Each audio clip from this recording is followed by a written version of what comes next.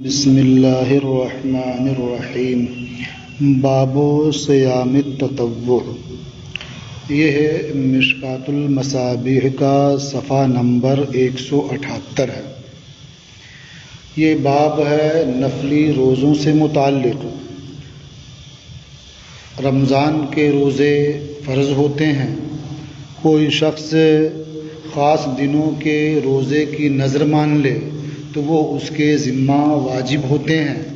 اور ان دونوں کے علاوہ آدمی روزے رکھے، مثلاً عاشوراء کا روزہ ہے اور 27 رجب کا روزہ ہے، ایام 20 کے روزے ہیں، شوال کے 6 دن کے روزے ہیں۔ اس طرح اور جو روزے آدمی رکھتا ہے انہیں نفلی روزہ کہا جاتا ہے۔ اس باب میں نفلی روزوں کے تعلق سے احادیث نقل کی جا رہی ہیں۔ حضور نبی کریم صلی اللہ تعالی علیہ وسلم کثرت سے نفلی روزے رکھا کرتے تھے۔ الفصل الاول عن عائشہ قالت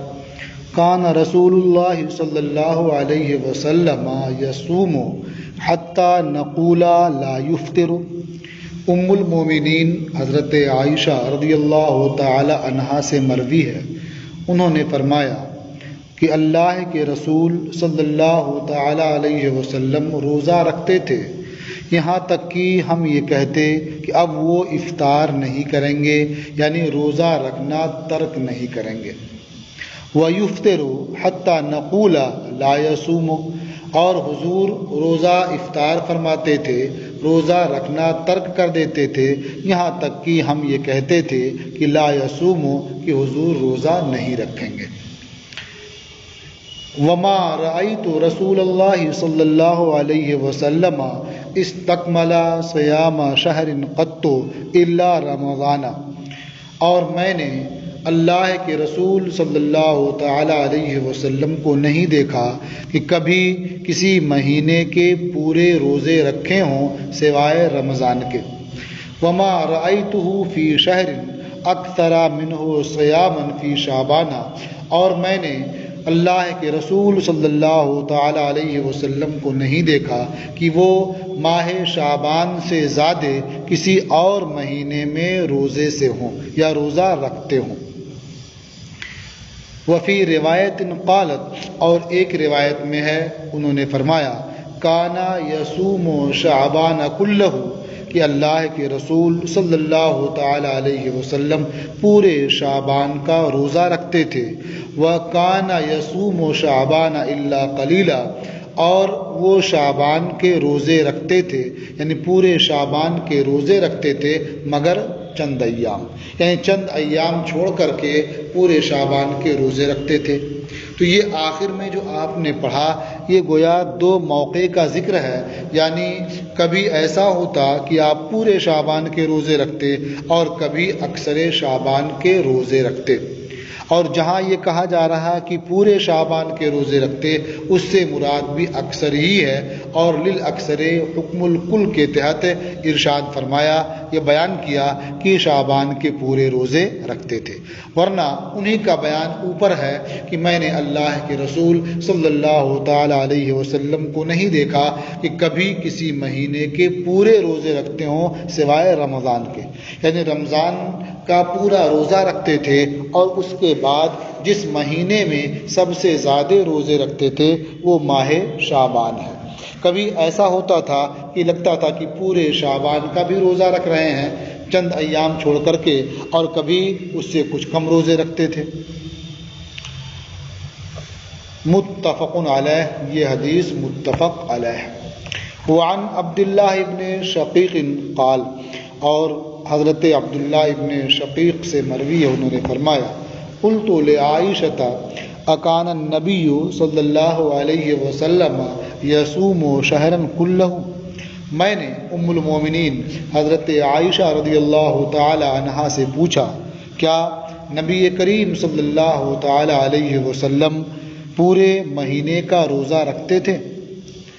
قالت ما علمتہ صام شہرا کلہ الا رمضان، انہوں نے فرمایا کہ میں نے نہیں جانا کہ حضور نے کسی مہینے کا پورا روزہ رکھا ہو سوائے رمضان کے، یعنی میرے علم کے مطابق حضور نے رمضان کے علاوہ اور کسی مہینے کا پورا روزہ نہیں رکھا۔ ولا افطرہ کلہ، اور نہ ہی کسی مہینے میں مکمل افطار ہی کیا، یعنی ایسا بھی نہیں ہوا کہ کسی مہینے کے مکمل روزے آپ نے ترک فرما دیے ہوں، یعنی آپ ہر مہینے میں چند ایام ضرور روزے کے ساتھ گزارتے تھے۔ حتی یصوم منہ، یہاں تک کہ ولا افطرہ کلہ حتی یصوم منہ، اور نہ ہی کسی مہینے کے پورے روزے ترک کیے، یہاں تک کہ اس میں سے بعض روزے رکھ لیے۔ حتی مضى لسبیلہ، یہاں تک کہ انہوں نے اپنا راستہ اختیار کیا، یعنی دنیا سے تشریف لے گئے۔ رواہ مسلم، اسے امام مسلم نے روایت کیا ہے۔ وعن عمران بن حسین عن النبی صلی اللہ علیہ وسلم انہ سألہ او سأل رجلا وعمران یسمع، اور حضرت عمران ابن حسین سے مروی ہے، وہ نبی کریم صلی اللہ تعالی علیہ وسلم سے روایت کرتے ہیں کہ حضور نے ان سے پوچھا، یا حضور نے کسی مرد سے پوچھا اور عمران سن رہے تھے۔ فقال یا ابا فلان اما سمت من سرر شعبان، حضور نے ارشاد فرمایا، اے ابو فلاں، کیا تو نے شعبان کے آخر ایام کا روزہ نہیں رکھا؟ قال لا، انہوں نے کہا نہیں۔ یہ سرر کا لفظ آیا ہے، سرر کے معنی ہوتا ہے اول بھی، اوسط بھی، آخر بھی۔ یہاں اول بھی مراد لے سکتے ہیں، اوسط بھی اور آخر بھی، سب مراد لے سکتے ہیں، کوئی حرج نہیں ہے۔ لیکن بعض نے یہ کہا کہ یہاں مراد اول ہے، اور بعض نے اوسط بھی کہا ہے، اور کہا کہ آخر مراد نہیں ہے، کیونکہ آخر میں تو روزہ رکھنا منع ہے۔ لیکن اگر آخر مراد لیں جب بھی کوئی حرج نہیں ہے، اس لیے کہ جب آدمی ہر مہینے کی آخری تاریخوں میں روزہ رکھنے کا عادی ہو اور شعبان بھی اسی میں آ جائے تو ظاہر ہے اس کی بھی آخری تاریخوں میں وہ روزہ رکھ سکتا ہے۔ قال لا، انہوں نے جواب دیا کہ نہیں، میں نے روزہ نہیں رکھا۔ قال فَإِذَا أَفْطَرْتَ فَصُمْ يَوْمَيْنِ، تو حضور نے ارشاد فرمایا کہ جب تم روزے سے فارغ ہو جاؤ، یعنی رمضان کے روزے پورے کر لو، تو تم 2 دن روزہ رکھو، یعنی جس روزے کی تمہاری عادت تھی تم اسے بعد میں رکھ کر کے مکمل کر لو۔ یا مراد یہ ہے کہ انہوں نے شعبان کے آخر میں روزہ رکھنے کی نذر مانی تھی، اور جب سرکار کی ممانعت کا علم ہوا تو انہوں نے نذر پوری نہیں کی، تو حضور نے سوال کیا کیا تو نے شعبان کے آخر ایام کا روزہ رکھ لیا؟ انہوں نے کہا نہیں، تو حضور نے فرمایا ٹھیک ہے، جب تم روزے سے فارغ ہو جاؤ تو 2 دن روزہ رکھ لو، یعنی جو نذر تم نے مانی تھی ان ایام کو بعد میں وہ نذر کیا بعد میں پوری کر لو۔ متفق علیہ، یہ حدیث متفق علیہ۔ وعن ابی ہریرہ قال، اور حضرت ابو ہریرہ سے مروی ہے، انہوں نے فرمایا قال رسول اللہ صلی اللہ علیہ وسلم افضل الصیام بعد رمضان شہر اللہ المحرم، اللہ کے رسول صلی اللہ تعالی علیہ وسلم نے ارشاد فرمایا کہ رمضان کے بعد افضل روزے اللہ کے ماہ محرم کے ہیں، یہ اللہ کے حرمت والے مہینے کے روزے رمضان کے بعد افضل روزے ہیں۔ وَأَفْضَلُ الصَّلَاةِ بَعْدَ الْفَرِيضَةِ صَلَاةُ اللَّيْلِ، اور فرض نماز کے بعد افضل نماز رات کی نماز ہے، یعنی تہجد کی نماز ہے۔ اس حدیث سے یہ معلوم ہوتا ہے کہ ماہ رمضان کے بعد اگر کسی کو روزہ رکھنا ہو تو ماہ محرم میں رکھے، اور اس سے پہلے آپ پڑھ چکے ہیں کہ حضور نبی کریم صلی اللہ تعالی علیہ وسلم رمضان کے بعد جس مہینے میں سب سے زیادہ روزے رکھتے تھے وہ ماہ شعبان ہے۔ تو اس لیے اس حدیث کے بارے میں یہ کہا گیا کہ یہاں ماہ محرم کے روزے سے مراد یہ 10ویں محرم کا روزہ رکھنا ہے، یعنی عاشورہ کا روزہ، یہ بڑی فضیلتوں کا حامل ہے۔ بعض نے کہا کہ ماہ محرم پورا مراد ہو جب بھی کوئی حرج نہیں ہے، اس لیے کہ یہ کہا جائے گا کہ شعبان کے مہینے میں روزہ رکھنا یہ افضل ہے، اور بعد میں رمضان ماہ محرم کے روزے کی فضیلت آپ پر ظاہر کی گئی تو آپ نے اسے بیان فرمایا۔ اسے امام مسلم نے روایت کیا۔ وعن ابن عباس قال، اور حضرت عبداللہ ابن عباس سے مروی ہے، فرمایا ما رأیت النبی صلی اللہ علیہ وسلم یتحرى صیام یوم فضلہ علی غیرہ الا هذا اليوم یوم عاشوراء وهذا الشہر یعنی شہر رمضان۔ حضرت عبداللہ ابن عباس سے مروی ہے، انہوں نے فرمایا کہ میں نے نبی کریم صلی اللہ تعالی علیہ وسلم کو نہیں دیکھا کہ وہ کسی ایسے دن کے روزے کو تلاش کر رہے ہوں، یعنی اس کی جستجو میں مبالغہ کر رہے ہوں، جسے وہ دوسرے دنوں کے روزے پر فضیلت دیتے ہوں، الا ھذا الیوم، مگر یہ دن ہے، یعنی عاشورہ کا دن۔ یعنی حضور نبی کریم صلی اللہ تعالی علیہ وسلم عاشورہ کے روزے کو اور روزوں پر فضیلت دیتے تھے، اور اس روزے کو آپ تلاش کرتے تھے، یعنی اس کا انتظار کرتے تھے۔ وہذا الشہر یعنی شہر رمضان، اور اس مہینے کو فضیلت دیتے تھے، یعنی ماہ رمضان کو۔ تو اس سے سمجھ میں آیا کہ ماہ رمضان کا روزہ یہ تمام روزوں سے افضل ہے، یہ فرض ہے، اور نوافل میں عاشورہ کا روزہ یہ افضل ہے۔ متفق علیہ، یہ حدیث متفق علیہ۔ وعنہ قال، اور ان سے یعنی حضرت عبداللہ ابن عباس سے مروی ہے، انہوں نے فرمایا حین صام رسول اللہ صلی اللہ علیہ وسلم عاشوراء وامر بصیامہ، کہ جس وقت اللہ کے رسول صلی اللہ تعالی علیہ وسلم نے عاشورہ کا روزہ رکھا اور اس کے روزے کا دوسروں کو حکم دیا، قالوا یا رسول اللہ، تو صحابہ نے عرض کیا اے اللہ کے رسول، انہ یوم یعظمہ الیہود والنصارى، کہ یہ ایسا دن ہے، یعنی 10ویں محرم کا دن ایسا دن ہے جس کی یہود و نصارہ تعظیم کرتے ہیں۔ فقال رسول اللہ صلی اللہ علیہ وسلم، تو اللہ کے رسول صلی اللہ تعالی علیہ وسلم نے ارشاد فرمایا لئن بقیت الی قابل لأصومن التاسع، اگر میں اگلے سال تک اس دنیا میں باقی رہا تو میں ضرور 9ویں کا روزہ رکھوں گا۔ تو لأصومن التاسع کے تعلق سے ایک قول یہ ہے کہ 10ویں محرم کا روزہ نہیں رکھوں گا بلکہ 9ویں محرم کا روزہ رکھوں گا، تاکہ ان کی موافقت نہ ہو، ان سے الگ ہو جائے۔ بعض نے یہ کہا کہ اس کا مطلب یہ ہے کہ 9ویں محرم کا روزہ بھی رکھوں گا تاکہ ان سے فرق ہو جائے، وہ صرف 10ویں محرم کا روزہ رکھتے ہیں اور میں 9ویں اور 10ویں دونوں کا روزہ رکھوں گا۔ بعض نے یہ کہا کہ افضل یہ ہے کہ آدمی صرف 10ویں کا روزہ نہ رکھے بلکہ اس سے پہلے یا اس کے بعد ایک روزے کو اور ملا لے تاکہ یہود و نصارہ کی مخالفت ہو جائے۔ اس لیے کہا گیا اولا یہ ہے کہ آدمی 9ویں 10ویں اور 11ویں تینوں کا روزہ رکھے، یہ سب سے بہتر ہے، اور اگر 3 دن نہ رکھنا چاہے تو 9ویں اور 10ویں کا رکھے، اور اگر 9ویں کو نہیں رکھ سکا 10ویں اور 11ویں کا رکھ لے، یعنی صرف 10ویں کا روزہ نہ رکھے تاکہ یہود و نصارہ کی مخالفت، تاکہ صرف 10ویں کا نہ رکھے تاکہ جو یہود و نصارہ اس کی تعظیم کرتے ہیں کسی طرح سے ان کی موافقت نہ ہو۔ تو ایک دن اس سے پہلے رکھ لے اور یا ایک دن اس سے بعد میں رکھ لے، یا پہلے اور بعد دونوں شامل کر لے، جو سب سے بہتر ہے۔ وعن ام الفضل بنت الحارث،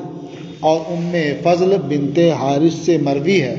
انا ناسا تماروا عندها یوم عرفۃ فی صیام رسول اللہ صلی اللہ علیہ وسلم۔ ام الفضل بنت حارث سے مروی ہے کہ کچھ لوگوں نے ان کے پاس عرفہ کے روز یعنی 9ویں ذی الحجہ کو اللہ کے رسول صلی اللہ تعالی علیہ وسلم کے روزے کے تعلق سے اختلاف کیا، یعنی اختلاف یہ ہوا کہ بعض نے کہا کہ حضور روزے سے ہیں، فقال بعضهم هو صائم، بعض نے کہا کہ حضور روزے سے ہیں، وقال بعضهم ليس بصائم، اور بعض نے کہا کہ حضور آج روزے سے نہیں ہیں۔ تو ام الفضل بنت حارث نے یہ اختلاف دیکھا، یہ سنا، تو انہوں نے ایک بہتر صورت اختیار کی۔ فرماتی ہیں فَأَرْسَلْتُ إِلَيْهِ بِقَدْحِ لَبَنٍ وَهُوَ وَاقِفٌ عَلَى بَعِيرِهِ بِعَرَفَةَ، تو میں نے حضور کی خدمت میں ایک پیالہ دودھ بھیجا اس حال میں کہ حضور عرفہ میں اپنے اونٹ پر سوار تھے۔ فَشَرِبَهُ، تو جب میں نے یہ دودھ کا پیالہ بھیجا تو حضور نے وہ دودھ نوش فرما لیا۔ تو اب اس سے یہ بات واضح ہو گئی کہ حضور نبی کریم صلی اللہ تعالیٰ علیہ وسلم آج روزے سے نہیں ہیں۔ تو اختلاف ختم ہو گیا بغیر اس کے کہ صراحتاً حضور سے دریافت کیا جائے کہ آپ آج روزے سے ہیں یا نہیں ہیں۔ اب رہ گیا مسئلہ کہ 9ویں ذی الحجہ کا روزہ رکھنا چاہیے یا نہیں رکھنا چاہیے۔ تو بلا شبہ 9ویں ذی الحجہ کا روزہ بہت فضیلت کا حامل ہے، اس دن روزہ رکھنا چاہیے، لیکن حاجی کے لیے بہتر یہ ہے کہ وہ 9ویں ذی الحجہ کو میدان عرفات میں ہوتا ہے، اس دن وہ روزہ نہ رکھے، تاکہ اللہ تبارک و تعالیٰ کی عبادت میں اور اس کی بارگاہ میں رجوع کرنے میں، رونے میں، گڑگڑانے میں اس کے لیے طاقت اور قوت رہے اور وہ آسانی سے عبادت کر سکے۔ متفق علیہ، یہ حدیث متفق علیہ۔ وعن عائشہ قالت، اور ام المومنین حضرت عائشہ صدیقہ رضی اللہ تعالی عنہا سے مروی، انہوں نے فرمایا ما رأیت رسول اللہ صلی اللہ علیہ وسلم صائما فی العشر قط، یعنی میں نے 10 عشرہ اولا میں، ماہ ذی الحجہ کے عشرہ اولا میں اللہ کے رسول صلی اللہ تعالی علیہ وسلم کو روزہ رکھتے ہوئے نہیں دیکھا۔ تو عشرہ ذی الحجہ میں نبی کریم صلی اللہ تعالی علیہ وسلم کو کبھی انہوں نے روزہ رکھتے ہوئے نہیں دیکھا، جبکہ بعض روایتوں میں ہے کہ نبی کریم صلی اللہ تعالی علیہ وسلم نے ان ایام میں بھی روزہ رکھا ہے۔ تو ان دونوں روایتوں میں کوئی تعارض نہیں ہوگا، اس لیے کہ ام المومنین نے جو نفی کی ہے وہ اپنے دیکھنے کی نفی کی ہے کہ میں نے نہیں دیکھا، اور ان کا نہ دیکھنا سرکار کے روزہ نہ رکھنے کو مستلزم نہیں ہے۔ اب یہ ہے کہ عشرہ ذی الحجہ میں یعنی 9ویں ذی الحجہ تک آدمی روزہ رکھے یا نہ رکھے، ظاہر ہے کہ یہ روزہ نفلی ہے، اگر آدمی رکھ سکتا ہے تو رکھے، اس کے لیے فضیلتیں ہیں، اور اگر چاہتا کہ نہ رکھے تو نہ رکھے۔ حاجی کے لیے بہتر یہ ہے کہ وہ روزہ نہ رکھے تاکہ ایام حج میں اس کے لیے ذوق نہ معلوم ہو، کمزوری نہ معلوم ہو، کیونکہ 7 ذی الحجہ کے بعد سے اس کا عمل شروع ہو جاتا ہے۔ 8 ذی الحجہ اور 9 ذی الحجہ یہ تو بہت مصروفیت کا ہوتا ہے اور بہت اہم ہوتا ہے، اس لیے اس کے حق میں بہتر یہ ہے کہ وہ روزہ نہ رکھے، کھائے پیے، تاکہ اس کے لیے طاقت اور قوت ہو، اسے منی جانا، وہاں سے عرفات جانا، مزدلفہ جانا، پھر منی آنا یہ آسان رہے۔ رواہ مسلم، یہ حدیث امام مسلم نے روایت کی ہے۔ وعن ابی قتادہ ان رجلا اتى النبی صلی اللہ علیہ وسلم، اور حضرت ابو قتادہ سے مروی ہے کہ ایک شخص نبی کریم صلی اللہ تعالی علیہ وسلم کی بارگاہ میں حاضر ہوا، فقال کیف تصوم، اور اس نے عرض کیا اے اللہ کے رسول آپ روزہ کیسے رکھتے ہیں، یعنی نفلی روزہ آپ کیسے رکھتے ہیں۔ فغضب رسول اللہ صلی اللہ علیہ وسلم من قولہ، تو اللہ کے رسول صلی اللہ تعالی علیہ وسلم اس کی بات سے ناراض ہو گئے، غضبناک ہو گئے۔ فلما رأى عمر غضبہ، تو جب حضرت عمر نے نبی کریم صلی اللہ تعالی علیہ وسلم کا غضب دیکھا، حضور کی ناراضی دیکھی، قال، تو فرمایا رضینا باللہ ربا وبالاسلام دینا وبمحمد النبی، ہم اللہ کے رب ہونے، اسلام کے دین ہونے اور محمد صلی اللہ علیہ وسلم کے نبی ہونے پر راضی ہیں۔ نعوذ باللہ من غضب اللہ وغضب رسولہ، ہم اللہ کی پناہ چاہتے ہیں اللہ کے غضب سے اور اللہ کے رسول کے غضب سے۔ فجعل عمر يردد هذا الكلام حتى سكن غضبه، تو حضرت عمر یہ کلام دہراتے رہے، بار بار یہ کلمات زبان پر لاتے رہے، یہاں تک کہ نبی کریم صلی اللہ تعالی علیہ وسلم کا غصہ، ان کا غضب سرد ہو گیا، ٹھنڈا ہو گیا۔ فقال عمر یا رسول اللہ کیف من یصوم الدہر کلہ، تو حضرت عمر نے عرض کیا اے اللہ کے رسول کیسا ہے وہ شخص جو پورے زمانے کا روزہ رکھے، یعنی وہ شخص کیسا ہے جو زندگی بھر روزہ رکھتا ہے۔ قال لا صام ولا افطرا، حضور نے ارشاد فرمایا اس نے نہ تو روزہ رکھا اور نہ ہی افطار کیا، یعنی جس طرح سے روزہ رکھنا چاہیے اس طرح سے اس نے روزہ نہیں رکھا، اور جس طرح سے روزے کو ترک کرنا چاہیے اس نے اس طرح ترک بھی نہیں کیا۔ تو لا صام ولا افطرا، نہ اس نے روزہ رکھا اور نہ اس نے افطار کیا۔ او قال لم یسم ولم یفطر، یا حضور نے فرمایا کہ لم یسم ولم یفطر، یعنی معنی دونوں کا ایک ہی ہے، کلمات میں راوی کو شک ہوا تو دونوں کلمہ بیان کر دیا۔ قال کیف من یصوم یومین ویفطر یوما، حضرت عمر نے عرض کیا کہ وہ شخص کیسا ہے جو 2 دن روزہ رکھے اور 1 دن افطار کرے۔ قال ویطیق ذلک احد،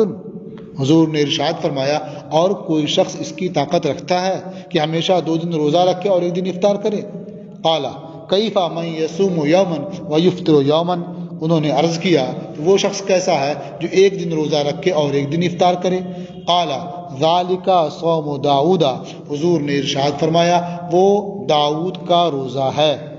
قال کیف من یصوم یوما ویفطر یومین، عرض کیا کہ وہ شخص کیسا ہے جو 1 دن روزہ رکھے اور 2 دن افطار کرے؟ قال وددت انی طوقت ذالک، حضور نے ارشاد فرمایا میں یہ چاہتا ہوں کہ مجھے اس کی طاقت دی جائے کہ میں ہمیشہ 1 دن روزہ رکھوں اور 2 دن افطار کروں۔ ثم قال رسول اللہ صلی اللہ علیہ وسلم 3 من کل شہر، پھر اللہ کے رسول صلی اللہ تعالی علیہ وسلم نے ارشاد فرمایا کہ ہر مہینے سے 3 دن روزہ رکھنا بہتر ہے، ورمضان الی رمضان،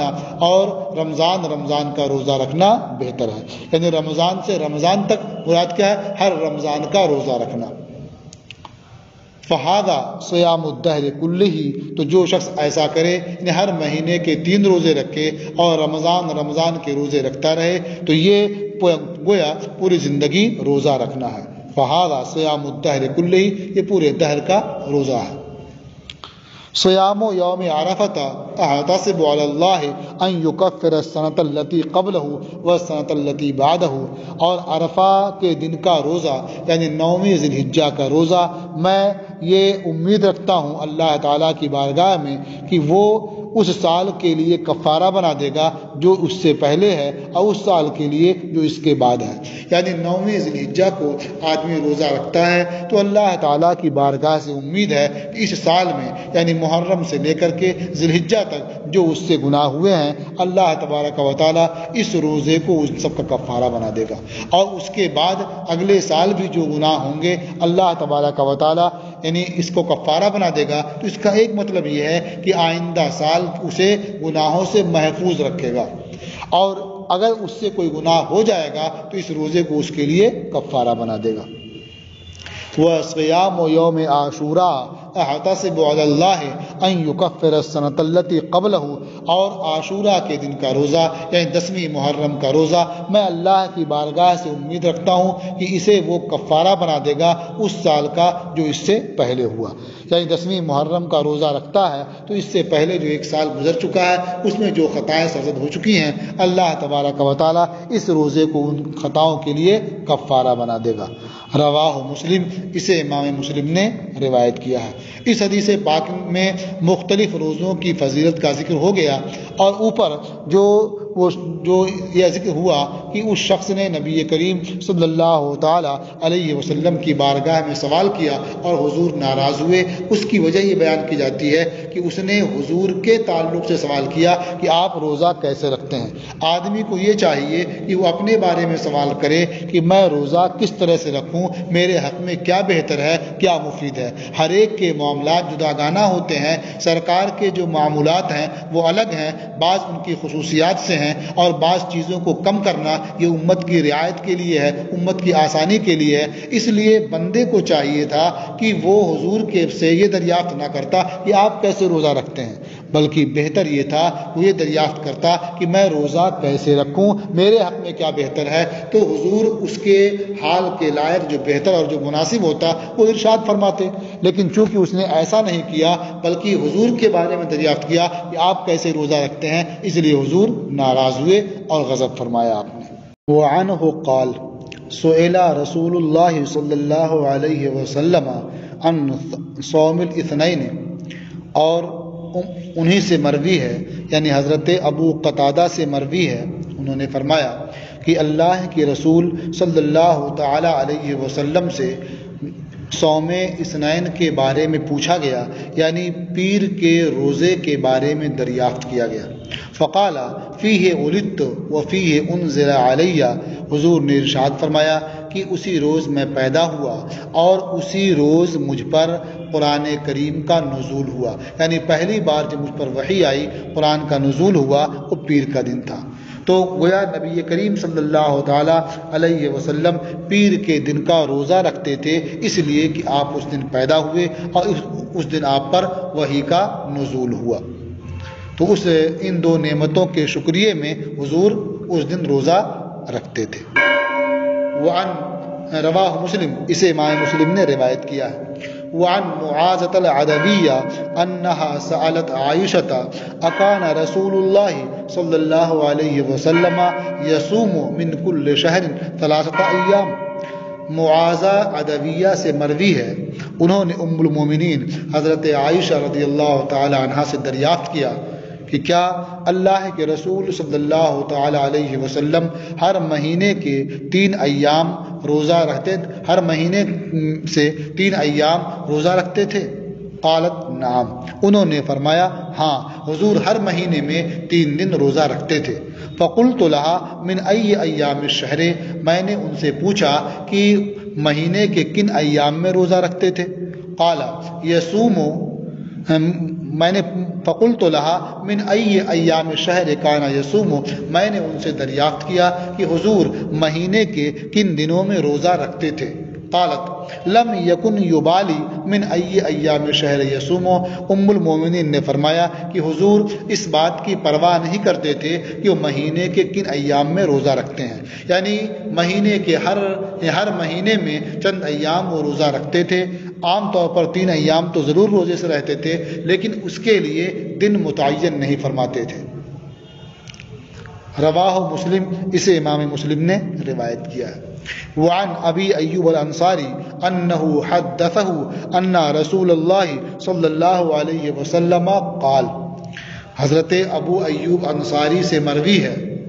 انہوں نے انہ حدثہ، انہوں نے حدیث بیان کی کہ اللہ کے رسول صلی اللہ تعالی علیہ وسلم نے ارشاد فرمایا من صام رمضان ثم اتبعہ 6 من شوال، جس نے رمضان کے روزے رکھے پھر اس کے پیچھے شوال کے 6 روزے رکھے، کانا کا صیام الدہر، تو وہ صیام دہر کی طرح سے ہوگا، یعنی پوری زندگی روزہ رکھنے کی طرح سے ہوگا۔ یہاں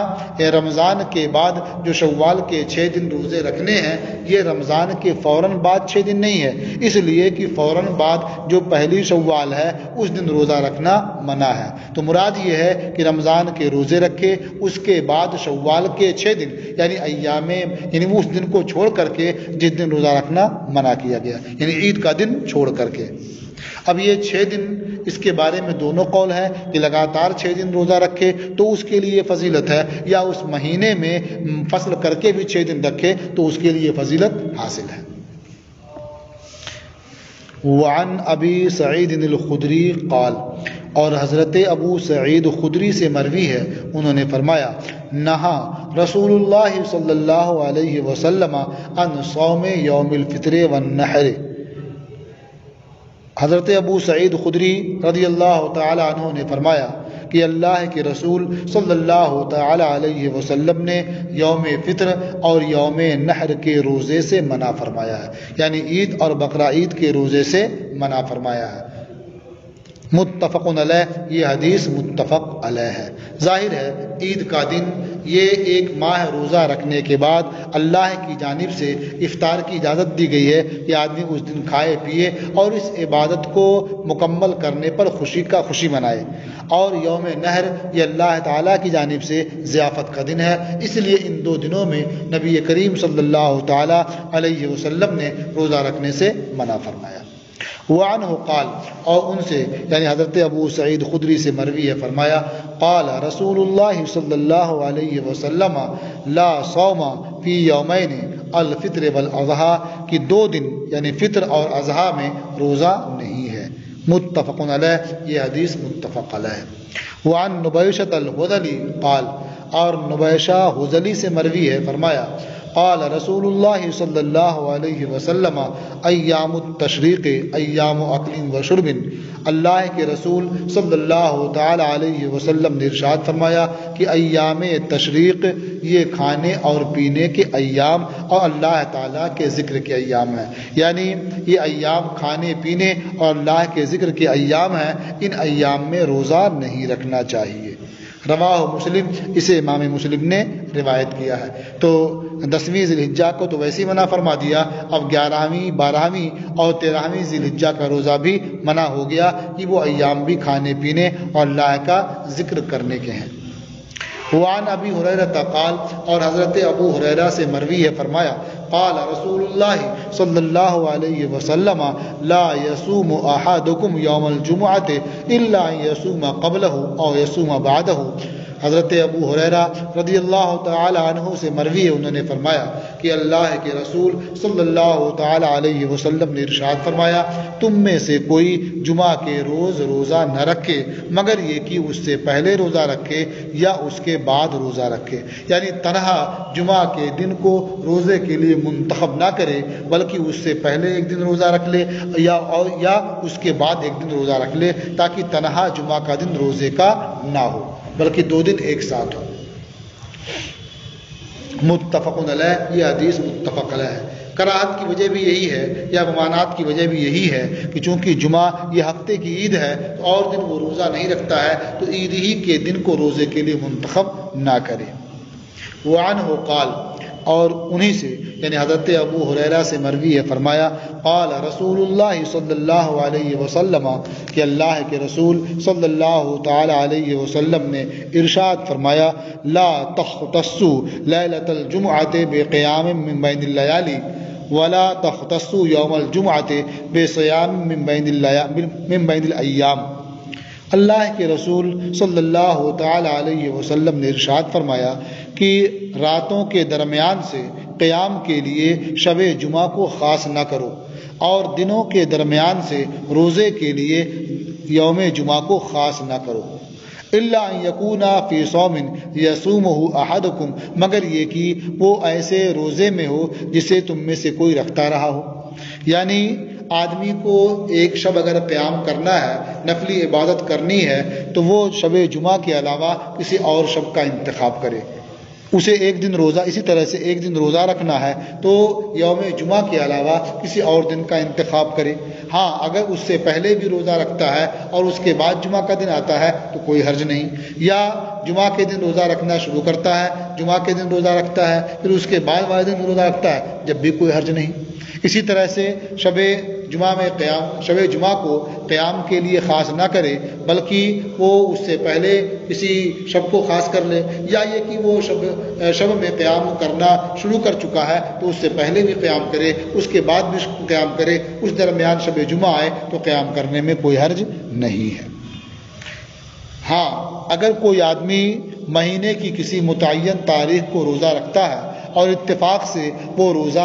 وہ تاریخ جمعہ کے دن آ جائے تو اس دن وہ روزہ رکھ سکتا ہے، اس میں کوئی حرج نہیں ہے۔ مثال کے طور پر کسی نے یہ عادت بنا لی ہے کہ وہ 11ویں تاریخ کو روزہ رکھتا ہے، اتفاق سے 11ویں تاریخ یہ جمعہ کے دن پڑ گئی تو وہ جمعہ کے دن بھی روزہ رکھ سکتا ہے۔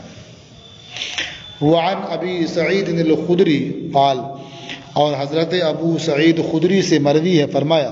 قال رسول اللہ صلی اللہ علیہ وسلم من صام یوما فی سبیل اللہ بعد اللہ وجہہ عن النار 70 خریفہ۔ اللہ کے رسول صلی اللہ تعالی علیہ وسلم نے ارشاد فرمایا کہ جو اللہ کی راہ میں ایک دن کا روزہ رکھے اللہ تبارک و تعالی اس کی ذات کو جہنم سے 70 سال دور فرما دے گا۔ یعنی ایک روزہ اللہ کی راہ میں رکھے گا تو اللہ تبارک و تعالی اس کی برکت سے اسے جہنم سے 70 سال دور فرما دے گا۔ یعنی وہ جہنم کے قریب بھی، جہنم میں جانا تو دور ہے، اس کے قریب بھی نہیں ہوگا وہ۔ متفق علیہ، یہ حدیث متفق علیہ ہے۔ وعن عبداللہ ابن عمرو بن العاص قال، اور حضرت عبداللہ ابن عمرو ابن عاص سے مروی ہے، انہوں نے فرمایا قال علی رسول اللہ صلی اللہ علیہ وسلم یا عبداللہ، مجھ سے اللہ کے رسول صلی اللہ تعالی علیہ وسلم نے ارشاد فرمایا اے عبداللہ، علم اخبر انکا تصوم النہار وتقوم اللیل، کیا مجھے یہ اطلاع نہیں دی گئی ہے کہ تم دن کو روزہ رکھتے ہو اور رات کو قیام کرتے ہو؟ فقلت بلا یا رسول اللہ، میں نے عرض کیا کیوں نہیں اے اللہ کے رسول، یعنی یہ صحیح ہے کہ میں دن کو روزہ رکھتا ہوں اور رات میں قیام کرتا ہوں، نفلی نماز پڑھتا ہوں۔ قال فلا تفعل، حضور نے ارشاد فرمایا تو تم ایسا نہ کرو، سم وافطر، یعنی تم روزہ بھی رکھو اور افطار بھی کرو، یعنی تم پیہم روزے مت رکھو بلکہ روزہ بھی رکھو اور درمیان درمیان میں افطار بھی کرو۔ وقم ونم، اور پوری شب تم قیام نہ کرو، نفلی نماز نہ پڑھو بلکہ قیام بھی کرو اور سو بھی۔ ایسا کیوں فرمایا؟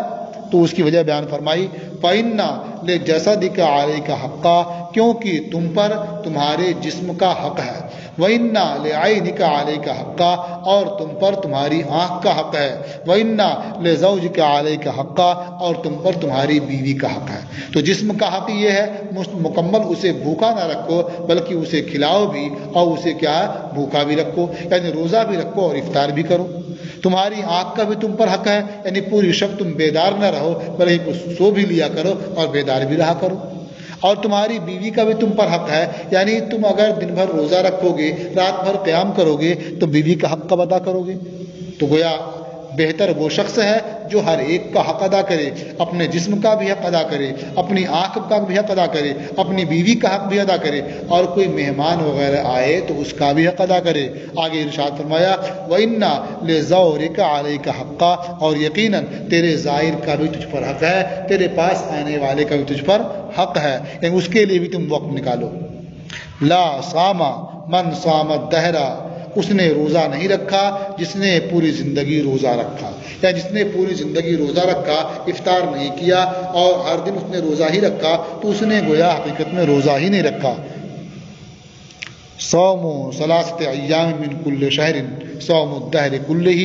ہر مہینے سے 3 دن کا روزہ یا ہر مہینے میں 3 دن روزہ رکھنا، یہ پوری زندگی روزہ رکھنا ہے۔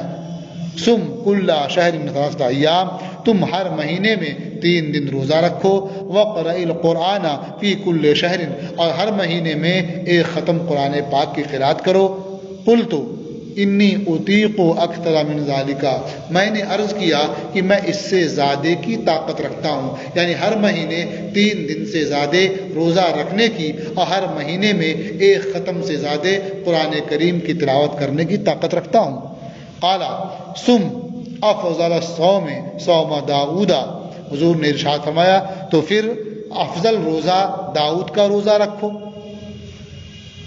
یعنی صیام و یومن و افطار و یومن، کہ ایک دن روزہ رکھو اور ایک دن افطار کرو، کھاؤ پیو۔ وقرا فی کل 7 لیال مرتن، اور ہر 7 رات میں ایک بار ختم کرو، یعنی قرآن کریم کی قرأت کرو، تلاوت کرو اور 7 روز میں قرآن کریم ختم کرو۔ ولا تزد علی ذالک، اور اس پر اضافہ نہ کرو، یعنی تم اگر ایک مہینے میں ایک ختم سے زیادہ پڑھنا چاہتے ہو تو 7 روز میں ایک ختم کرو، اس سے پہلے ختم نہ کرو۔ اس سے پہلے اگر ختم کرتے ہو تو اس کا مطلب یہ ہوگا کہ تم اس میں زیادہ غور نہیں کرتے۔ قرآن پاک کی تلاوت کرو تو اس میں خوب غور کرو، اس کے معانی پر غور کرو، اللہ تعالیٰ کی جو نشانیاں ہیں ان کے بارے میں غور کرو، اور اس طرح سے عبرت حاصل کرتے ہوئے، نصیحت حاصل کرتے ہوئے قرآن پاک کی قرأت کرو، اور 7 دن سے پہلے ختم نہ کرو۔ اور اسی طرح روزہ بھی وہی رکھو جو افضل روزہ ہے، یعنی جو حضرت داؤد علیہ السلام رکھا کرتے تھے، یعنی ایک دن روزہ اور ایک دن افطار۔ اس طرح اگر کرتے ہیں تو یہ بہت بہتر ہے، اگرچہ تمہارے پاس اس سے زیادہ کی قوت ہے، اس لیے کہ بہتر عمل وہ ہوتا ہے جس پر مداومت ہو، جسے ہمیشہ کیا جائے۔ تو آج اگر زیادہ رکھو گے تو کل جب کمزور ہو جاؤ گے یا کوئی اور بات ہوگی تو مداومت نہیں کر پاؤ گے۔ تو اس لیے بہتر یہ ہے کہ وہ عمل کرو جس پر تم مداومت کر سکو۔ متفق علیہ، یہ حدیث متفق